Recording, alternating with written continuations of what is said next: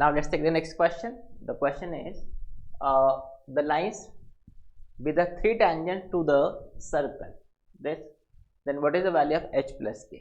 ये सर्कल का इक्वेशन है. These are the three tangents and what is the value of h plus k? मतलब आपको basically उस सर्कल का सेंटर फाइंड करना है. ठीक है. So see here, if you have, let's say this is the circle and these are the three lines which are tangent to this. ठीक है. So let's say this is one tangent, this is one tangent, this is another tangent, and let's say this is the third tangent. ऐसा ही होगा. ठीक है. So one tangent is x minus y plus 2 equal to 0. This is one tangent. This is the second tangent which is 3x minus 4y equal 3x minus 4y plus 6 equal to 0. This is the second tangent, and the third tangent is 4x minus 3y plus 1 equal to 0. ठीक है. अब आपको क्या find करना है? You have to find the centre of this circle. ठीक है. This is A, let's say this is B, this is B and this is C. So you have to find the point of this centre, मतलब इस circle का centre. तो basically आपको क्या करना है? If these are the tangent to this circle, हमने इनके पॉइंट ऑफ इंटरसेक्शन फाइंड किए. You can see you have to find the incenter of this triangle. Triangle A B C का incenter find करना होगा. ठीक है.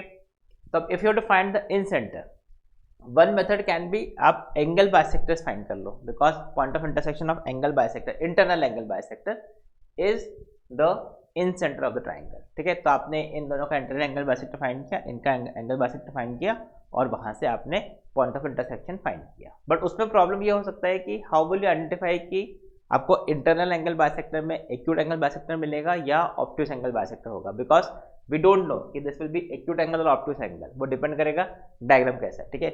किसी case में ऐसा भी ट्रायंगल बन सकता था. ठीक है. तो we don't know whether the triangle is acute angle triangle और ऑब्ट्यूस एंगल ट्रायंगल. ठीक है. वो भी आप आइडेंटिफाई कर सकते हो, बट उसके लिए थोड़ा प्लॉटिंग वगैरह आपको करना पड़ेगा. ठीक है. So otherwise what you can do is, if you to just find the incenter, जैसे this is the incenter of this triangle, we can easily find the coordinates of this. Correct. So what are the coordinates if I solve these equations? तो आप in equation को solve कर लेते हैं. ठीक है. So if I solve this equation, you can see if I multiply this 4, this is, इसको हमने 4x minus 4y plus 8 equal to 0. तो जस्ट सब्ट्रैक्ट दिस. जैसे आप इसको सब्ट्रैक्ट करोगे, this will become y minus 7 equal to 0. तो I am just finding the point of intersection. You can easily check this. This is y equal to 7. तो ये y equal to 7 और y equal to 7 put करने पर this is minus 5. तो this is 5,7. तो this point is 5,7. ठीक है. एक पॉइंट ऑफ इंटरसेक्शन आपको मिल गया जस्ट सॉल्विंग द इक्वेशन. ठीक है. Similarly if I solve this equation, तो यहाँ पे आप ध्यान से देखो, if I multiply this with 4, तो this is 12x and this is minus 16y and this is plus 24 equal to 0. हमने 4 से मल्टीप्लाई किया, इसको हमने 3 से मल्टीप्लाई कर दो. This is 12x minus 9y plus 3 equal to 0. If I subtract this, you can see this is 7 minus 7y, subtract कर दिया, this is plus 21 equal to 0. So what is y? This is equal to 3. ठीक है. तो y equal to 3 put कर दो. So this is 3x minus this is 3, this is 12 और ये 6 minus 6, this is minus 6 equal to 0. So x equal to 2. So what is this point? This is 2,3. This is 2,3 and what is this point? इन दोनों को solve कर लेते हैं. So this is, if I subtract these two, इन दोनों को subtract करोगे, this is minus x minus 2 equal to 0. तो x is equal to minus 2. तो x का वैल्यू तो minus 2 हो गया और y का value x equal to minus 2 put कर दो. तो this is y is equal to 0.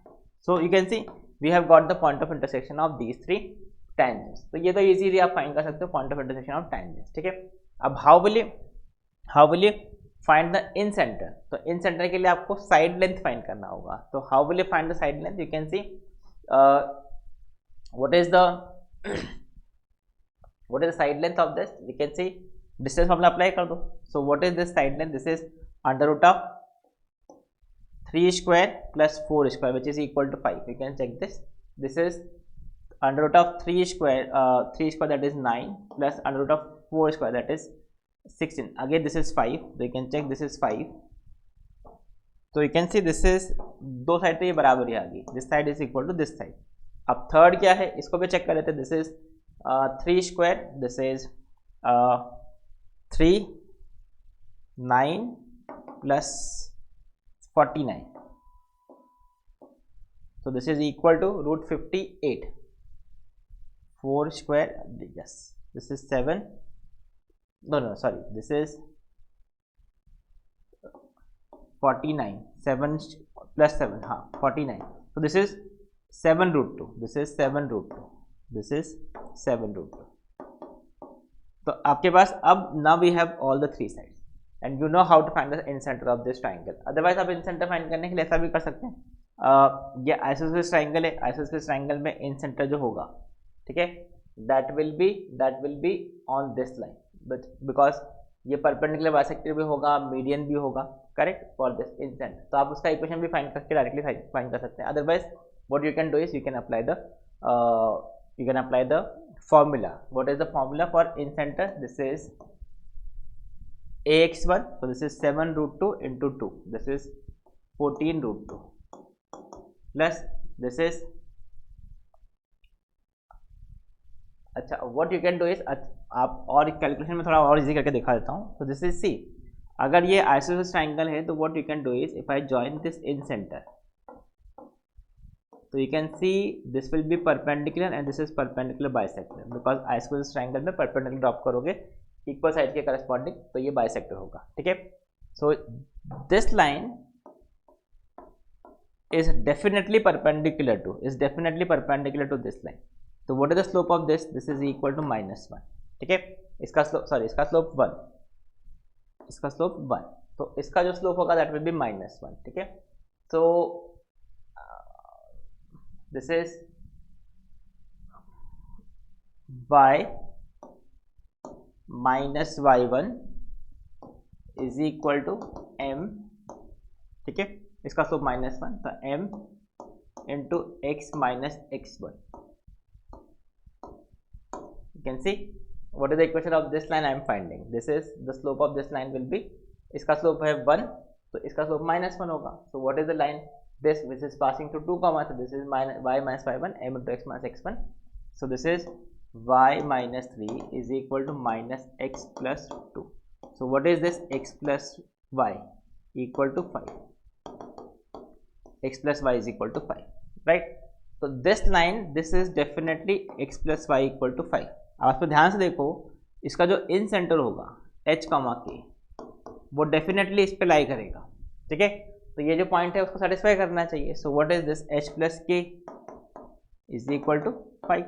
This is how we can easily find this. इसमें देखो आपको कैलकुलेशन बता लिया हमने, ठीक है। This is h plus k is equal to 5। Otherwise आप इन सेंटर का फॉर्मूला भी यूज कर सकते हो, ax1 plus bx2 plus cx3 upon a plus b plus c। This is the formula for incenter of this triangle. अगर ये isosceles triangle नहीं होता तब तो फिर आपको यही करना होता है, ठीक है। यहाँ पे ये वैल्यूज इस तरह से गिवन है ताकि आपको डायरेक्टली h प्लस k का वैल्यू मिल रहा है। अदरवाइज इन जनरल आपको फिर यही फॉर्मूला यूज करके ही फाइंड करना पड़ेगा, ठीक है। So this is how you can solve this question. Important point थोड़ा सा यहाँ पे कैलकुलेशन को कैसे रिड्यूस किया, that is what you have to see, because ये आइसोसेलेस ट्राइंगल है, हमने इसकी सिमेट्री को यूज कर लिया इस क्वेश्चन के लिए, ठीक है। So I hope this is clear, right.